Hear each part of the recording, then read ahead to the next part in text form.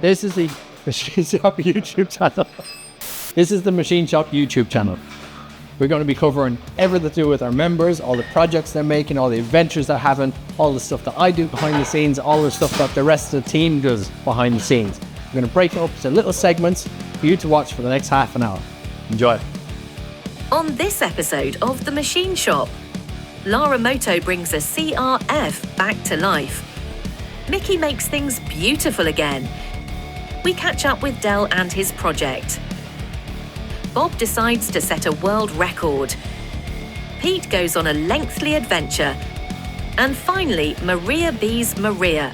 We hope you enjoy the show. The 24-hour world record that we're doing is to see how fast we can take apart a bike and put it all back together again. I reckon we can do it in about 6 minutes. The issue is the bike. We don't have a bike yet.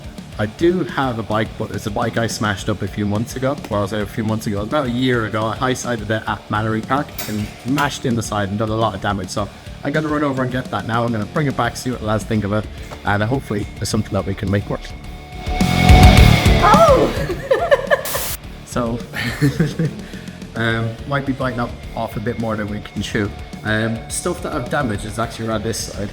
So you can see I mashed in the side of the tank, the damage the stator cover, done some more damage to the chassis, made all the chips, and so it's not too bad. Most of it was to the fairings and the plastics on the outside. They had to go in the bin. It looks really shit. Now Maria's here, we can go through the bits and pieces that we need to do on the bike. Starting at the front, we need to square them up so they need to be able to come in and out real fast. They're the spacers, so they're going to sit on a little bracket I'm going to make at the bottom. The brakes need to be quick disconnect. The front subframe needs to be quick disconnect. The headstock needs to be quick disconnect. The engine, quick disconnect. Okay, so, okay. And then we're going to powder coat the frame with a nice crinkle black. It's like a real matted texture, really, if you like it. We're going to respray the engine. We might do some work on the carbs. We're going to make the engine quick disconnect. And when I say quick disconnect, it's these plug ends here. So I used to have the subframe, the seat that I sit on. Okay. Whenever I damage the bike, I'll just be able to pull that out. Subframe would come off, and then put the next one on. In back through it would be good to go. I've got the tank on that as well, and a few other bits and pieces on this bike, so a lot of it is already done. So what we're going to do is start stripping the bike down. We're going to sandblast everything, and then we're going to powder coat everything and start putting it all back together with these bits. And then I'll make a graphics. Graphics. Yay! Make it look fast. Yeah. Okay, cool. Let's get into it.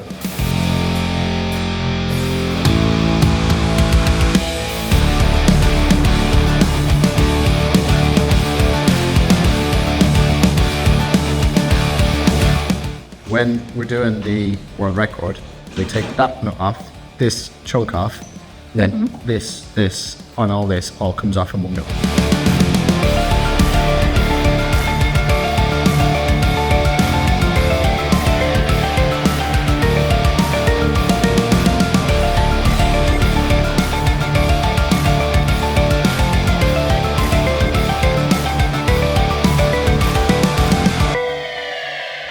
How did you crash it?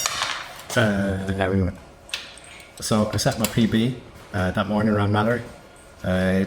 Personal best. Yeah, 59.85 seconds. I was all cocky. Rained at lunchtime. I was like, it'll be dry by the time I went out. It wasn't. I went into Bress's, the high-sided rear slid out, and it was like, nailed me into the ground.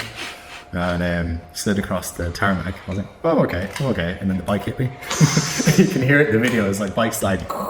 It snaps me. Oh, I've seen that. That was on this bike. I was on this bike. Yeah, that was this bike. And then I was dead happy. I was so happy with myself. I was like, I didn't care. I didn't care. I was concussed. I had my PB. And I remember they brought me in. They gave me a concussion test, which I aced somehow. They asked me where I lived, and I was like, yeah, I was like, down the road there. They're like, okay. And then that was on a Friday. I was meant to be racing on Sunday. I kept asking Greg, who was my doctor, can I go racing on Sunday? He was like, for the fourth time, Bob, no. I was like, I've not asked you 4 times. He was like, you've asked me 10 minutes ago. 4 times in 10 minutes. So I didn't remember anything for about a week. I've been fine since though. I've been fine. Yeah, I felt drunk for a week.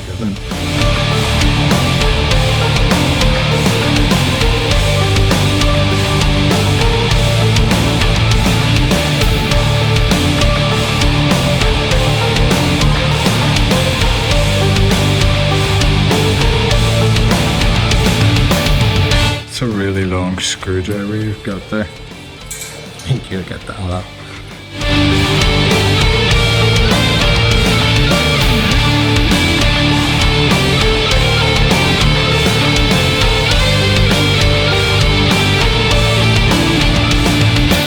Favorite karaoke song? I Got You Babe by Cher and what is the guy's name? I Got You Babe. Would probably be Training by Fleetwood Mac. Oh, I'd sing it, but I'd really enjoy doing it.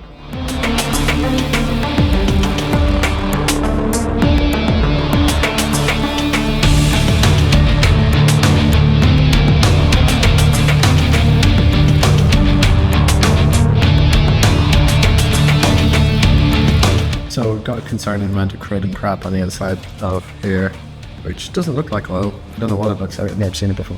And rusty water. My old fault because I didn't take the water out of the radiator before I.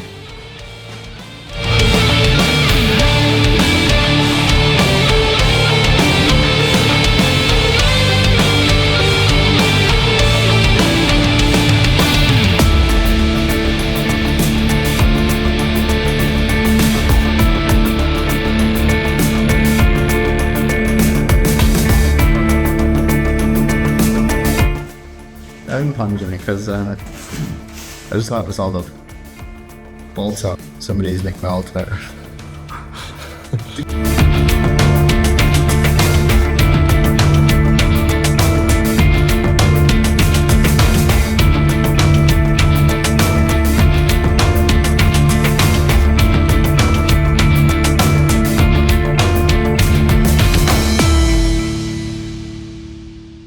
These engine adjusters. So the inside nut thing clamps up against the engine to keep it tight within the frame, and the outside ring locks that adjuster in place. So there's just a little bit stuck on there because I probably used Loctite or something before when I was putting it together.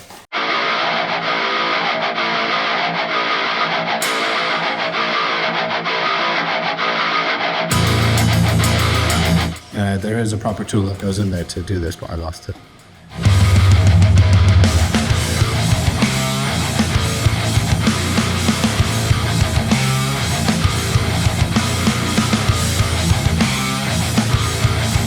No, because I gotta cut it off and that. I found a special tool.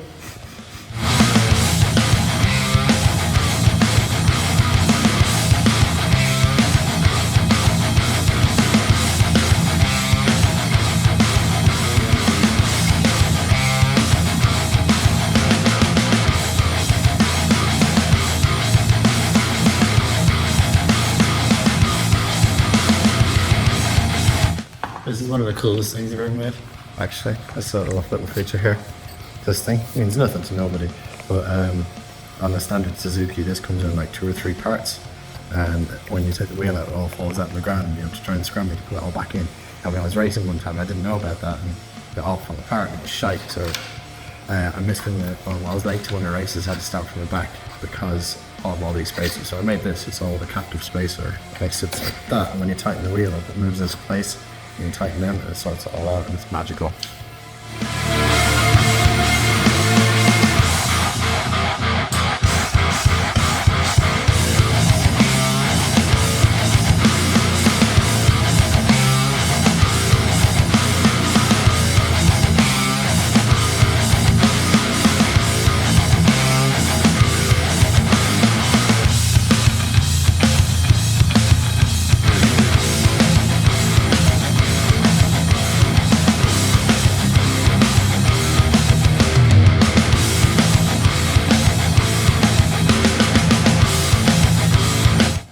So that strip down has taken about 3 hours, a little bit more than 3 hours, and we need to get that down to about 6 minutes, and it's going to be a bit of a challenge, a lot of work, but it's going to be fun to do.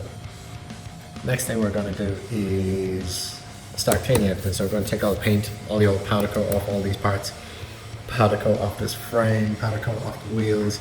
Going to clean that engine because it is manky, and yeah, start making everything in quick race and figure that bit out. That's going to be fun. This is a CRF I'm about to do an engine swap on. It is a CRF very proudly owned by Jamie, who is one half of the Lightweight Adventurers. So Jamie and Mark have taken their CRFs all over Europe. This one's been to the south of Spain, it's been up to the Alps, it's been to Bosnia, it's done about 15,000 miles on the clock, and I've had it for 5 minutes and managed to break it. I think the big end is gone. So my job over the next few days at the machine shop here is to swap the engine out from this CRF and give it a new one. So Millie, as she's affectionately known, is getting a heart transplant. So watch this video to find out how I get on changing an engine and experiencing all the options available at the machine shop.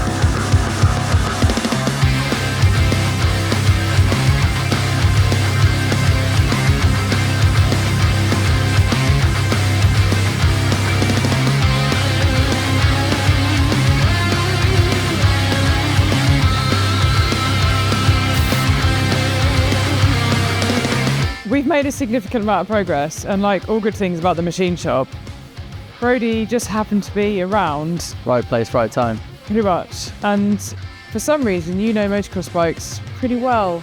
A little bit, yeah. It's kind of all I do, to be honest. Exactly. Know a thing or two about nuts and bolts. So midway through the strip, Brody's offered some help, and we've got pretty far, just basically making the bike a lot more naked. Please come see. So all the fairing has come off, we've got the tank off, we've released the airbox, subframe has come off, and we're now about to, I guess, drain fluids. I reckon so, yeah, let's drain fluids. Yep. Have a look at the oil and see what we're dealing with. Yep. And then basically the idea is to clear as many intricate parts that could possibly get damaged as you're stripping the bike, to make as much room in this area for that lump to come out safely.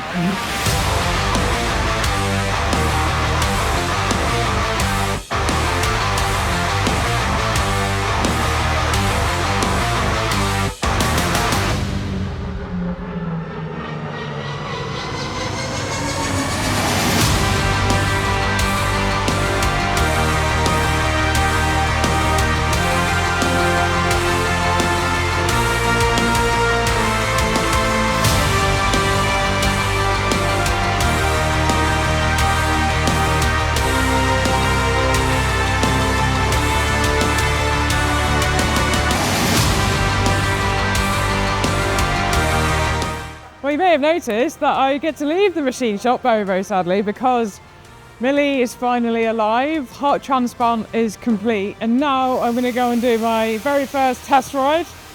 I'm kind of excited. Made a few tweaks, few adjustments, so just going to get a lid. Cool. Right, Millie is officially up and running. Yeah!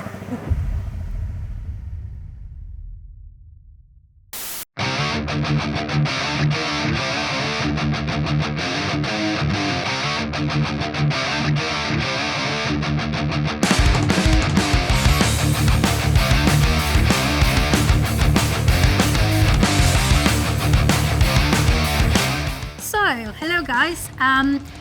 A lot of you might have seen this bike when we've been to different events like MotoGP and NEC Birmingham and a lot of other places, and there's been a lot of interest in this bike. So today we're gonna finish it, so it's finally complete, and we're gonna ask Dale a few questions about it. So Dale, tell me a little bit about your special project. Okay, took this project on a few years ago. It seems like it's taken a couple of years to do this, but if you look at the amount of hours that I've spent, it's probably about 62 hours in total that we've worked out, because I've used obviously this facility and I've got all the tools and equipment. So yeah, it's been a bit of a labour of love. It's something that's forever changing and evolving. I've used a lot of the knowledge of fellow members where they say, what about doing this, what about doing that? Took on the project of making a mono shop.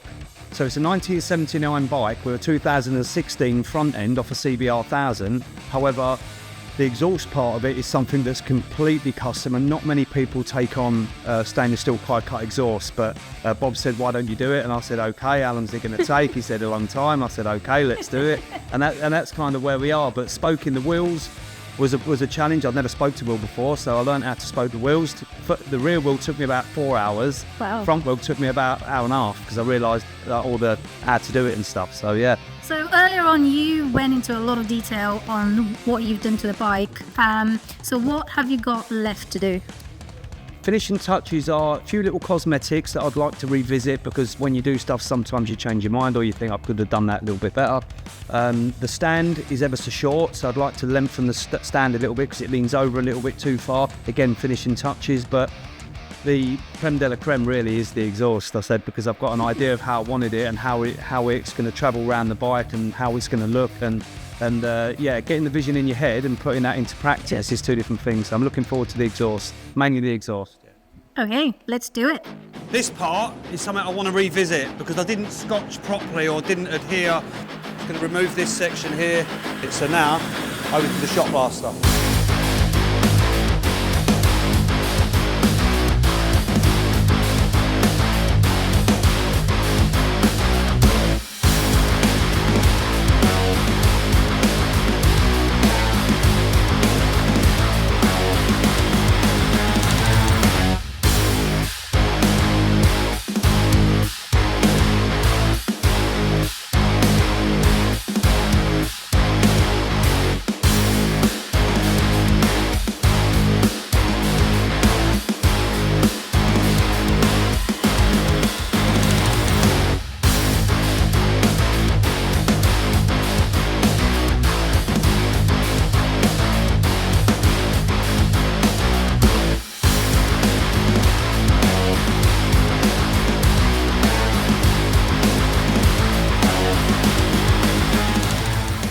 Explain to me, Dale, why did we make this together? The reason why we've made this is inside here, there's a gap, which this is going to fit in. As you can see, it's probably about 4mm oversized, because it's better to cut it over and then trim it down to size. And then what we're going to do, the ID inside dimension of this is now perfect. So that will go inside here, we'll slot that in, and then we're going to stainless steel bracket into here to hold the two exhaust pipes in place where we need them, and then make the exhaust fit there. So we're doing it back to front, but in order to make it fit and look completely symmetrical at the back.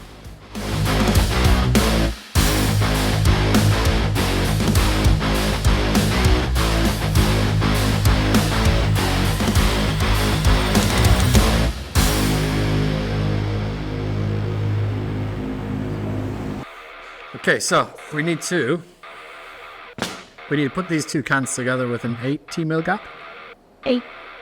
80 millimeter gap.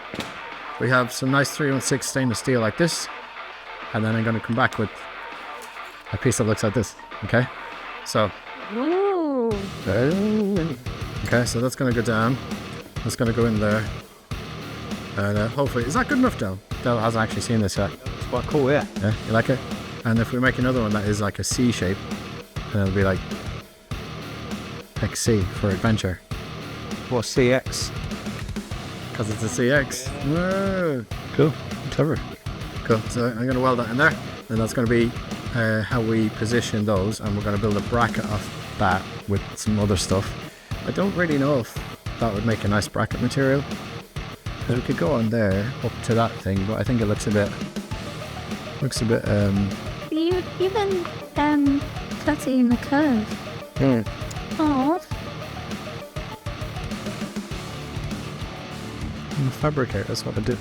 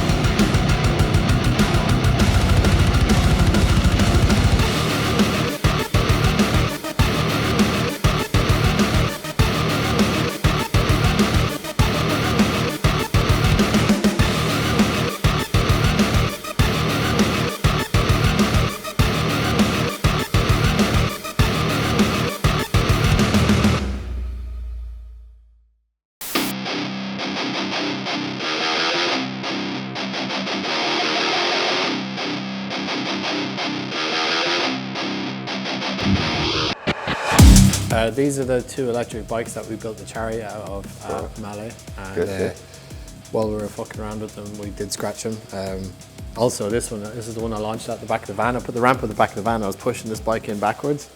It was turned on, and I kind of pushed the throttle, and it just went whoop, fucked off. So I damaged all the side of it there. So this is Mikey. Mikey does all our paint. Stamping. So if you just blow in that area and any other little bits and pieces around that might be. So we get will it looking return a bit fresh again. Yeah.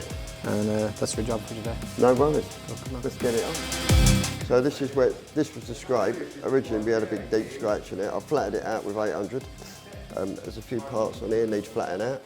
And then we're going to give it a good mask up, which is the important bit, and get our paint.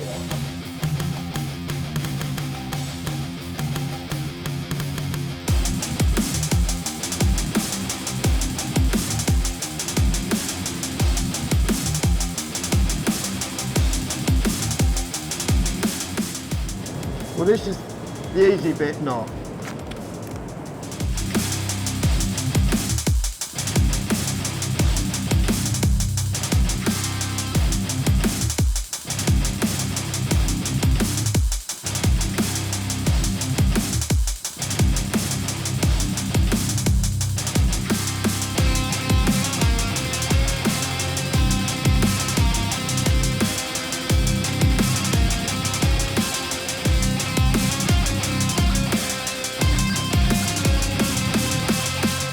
So that's exactly how it wants to be before you paint. Everything covered. I'm doing a bit of a smart repair, so we're not painting the whole thing. So I'm going to blow some colour in here and then clear coat the rest. Like and subscribe to Bob, because Bob's the best.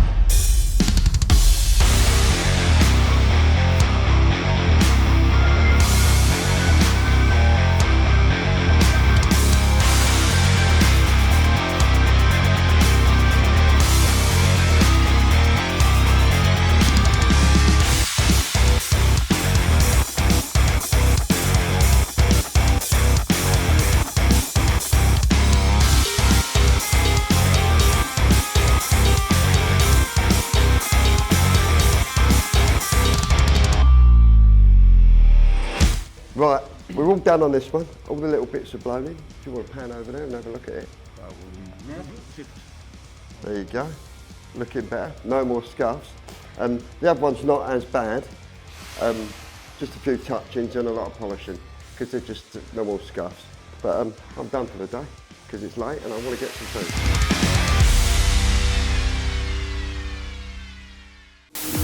What's that? Drone mate. Drone mate. Yeah, just flew around the machine shop. I've done it a couple of times now, but it's always not scary, but it's exciting to fly through like the motorbikes because it's not that you're going to wreck anything expensive. It's because the drone's probably going to land on something really, really hard. So that was fun, and it looked like this.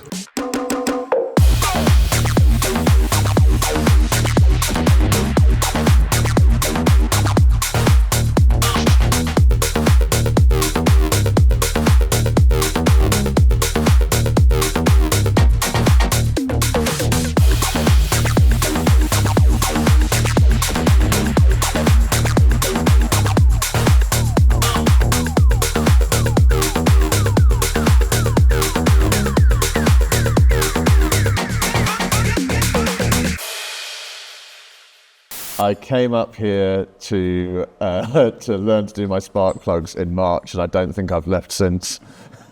Tell me why you haven't left now.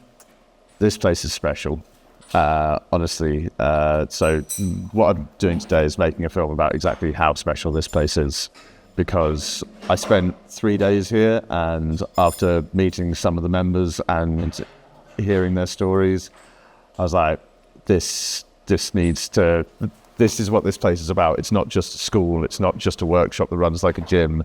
It's something more than that. And for so many of these people, it's a second home. And I've spent this year mainly talking about myself and putting myself on camera. And this seemed like a really good opportunity to get other people on camera. Cause This is the part when we get naked. Why? Go talking. You happy? Where am I looking? What's Looking the at best me. look? We're gonna chat. Hello, gorgeous. We're just having a normal conversation. Right. Just say something to me. Something to you. There's a voice, darling. There's a voice. It's on. Dog chewed shoes are on. Smolder.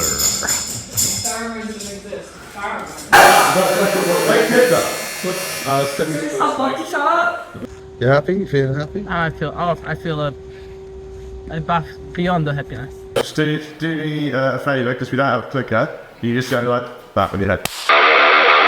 My name's Jack, and I've been coming here for about 2.5 years, I think. My name is Markham, but most people around here call me Farrers or Irish guys, even though there's lots of Irish people in the machine shop. I'm Hannah, and it's coming up to like my year anniversary of being at the machine shop.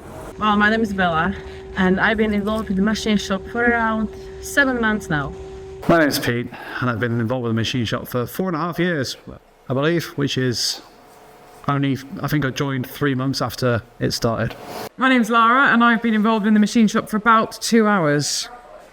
My name is Pav. I am involved with the machine shop officially for a year. I have no idea, 2 years maybe? Almost 2 years in July. My name's Brody Nips, and we've been coming to a machine shop now for like 4 years.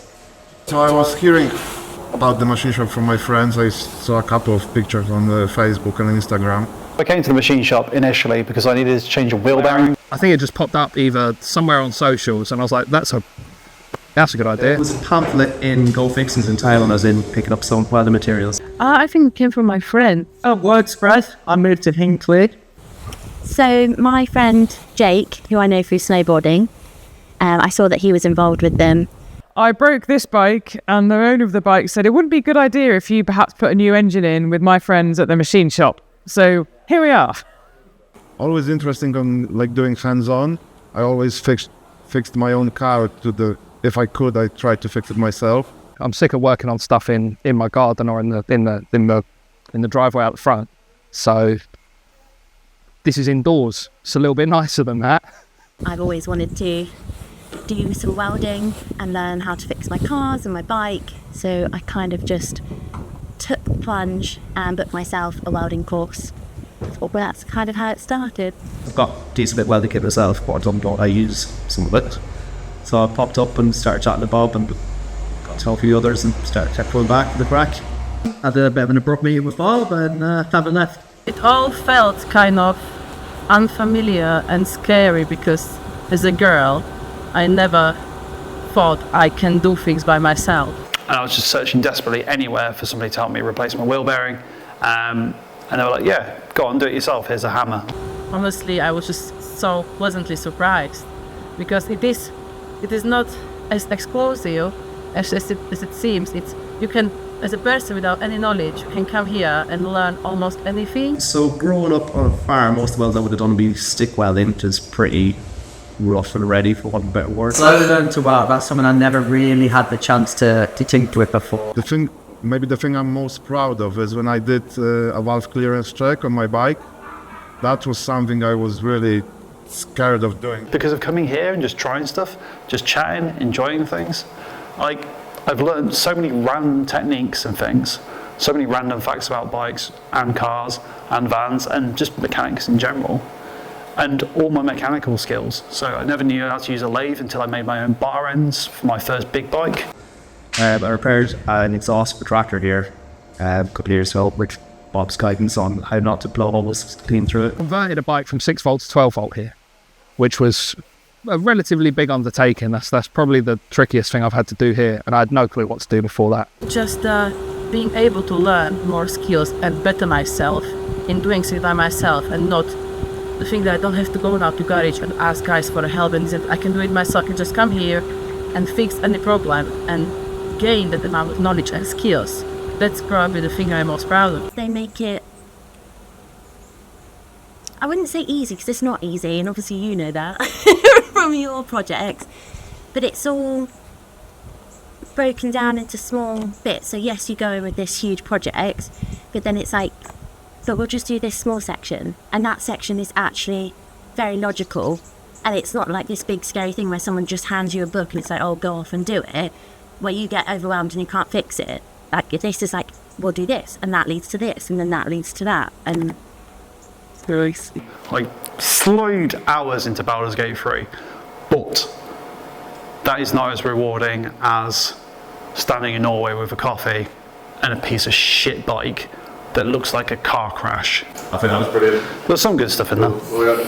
Yeah, that's great. Me and my father are going to visit my great-uncle's war grave in Greece, essentially hitting on a European tasting menu of countries along the way. I know this is a road trip and not a tour because that's what the t-shirt says, and our first step was to escape Old Blighty, an action film I never want to see made. We mostly accomplished this with the A5, but also had the displeasure of the M20 and M25, stopped off for a bit of fuel near Luton and a couple of snacks, and then spotted this really nice R80GS when we got down to Folkestone. The next step was to load up onto the Channel Tunnel train, and for me it was also checking over the suspension settings on my Aprilia, as it had been consistently trying to kill me every time I was on a motorway. With the bike successfully sequestered upon the train, our next stop was east of Paris. Now, riding in France is basically the same as England. It's flatter, the roads are really nice, and you'll be thinking, wow, look at this surface, it's incredible. Unfortunately, it's also flat as a blooming pancake. Essentially, you're signing up for a kind of Leicestershire plus experience. There's more interesting bikes and people, though, to be seen at least, and eventually we did arrive at our wonderful destination. We're staying almost exclusively in Airbnbs, but this did give us a chance to go into the town of Châlons-et-Champagne, eat some food, look at the architecture, and drink a few beers whilst looking at the weather as well. Day 2 saw us continuing down to the Swiss border in the southeast, and it's France. It's basically the bin of Europe, which would be the UK, but we disqualified ourselves through Brexit. However, you can get much better coffee and much better snacks, as you can see here. As we continue down towards the Swiss border, we've got much better roads, much better scenery, and some actual geography, verticality. Something to actually look at instead of just a flat field with some lavender in it occasionally. France is about the same price-wise as the UK, but everything's of much better quality. We arrived at our Airbnb for the evening and the next day pressed on to Vaduz in Liechtenstein, which isn't a destination I hear of on many road trips, but it really should be. Unfortunately, I wasn't recording, it was across the border into Switzerland, but it was a real sea change of landscape. Suddenly you're surrounded by these beautiful mountains wreathed in clouds. You forget you're riding a bike that has 3 neutrals, none of which you can find when you need one. Everywhere you look is literally incredible and the snacks are great. Oh, did I mention the mountains? And they actually have the best number plate known to man. I did mention the relatively changeable weather, which isn't a big surprise in September, but we did encounter some much hotter weather, so the timing was great overall. Again, it's a beautiful place. That was a petrol station, by the way. As we continued south, we started to encounter tunnels. You will see a lot of tunnels, and then you will see a lot of long, nice, straight, beautiful roads. Not exactly the most technical riding I've ever done. This was the view from McDonald's, though. We were heading from Vaduz to Santa Maria al Master, which is just north of the Umbrail or Umbrella Pass, and this is where Switzerland started to really not disappoint. Obviously, this is some roadworks, but the roads generally, like 99% of the time, were utterly incredible.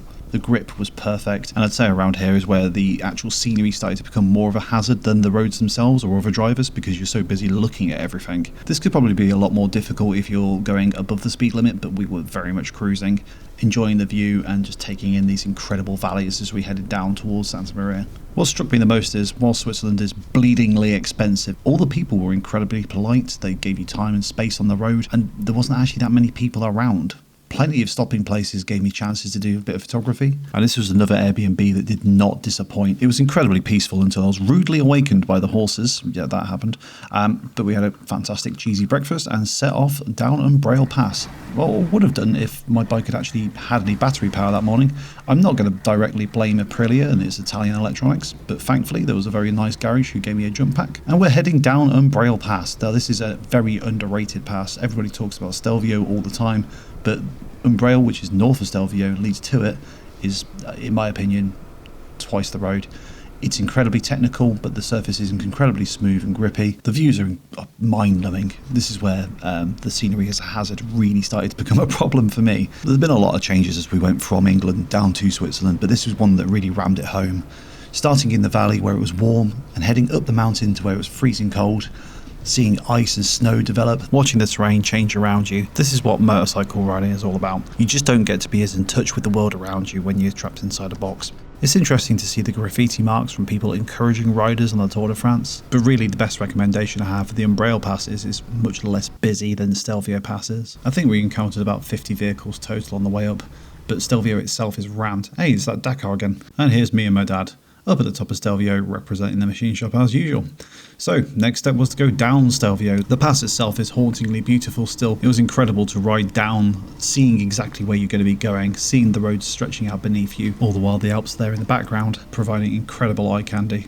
Unfortunately with Stelvio Pass, there's a lot more traffic, so bikes, cars, buses, hey, a Beetle. Unless you get exceptionally lucky, this is not going to be the place you get your knee down. Each of the 70 hairpin bends is going to be a place you need to slow down, stop and look for traffic, because it is busy. It is still rewarding to ride down, and I'm not trying to put people off actually adding it to a route. It's an incredible experience.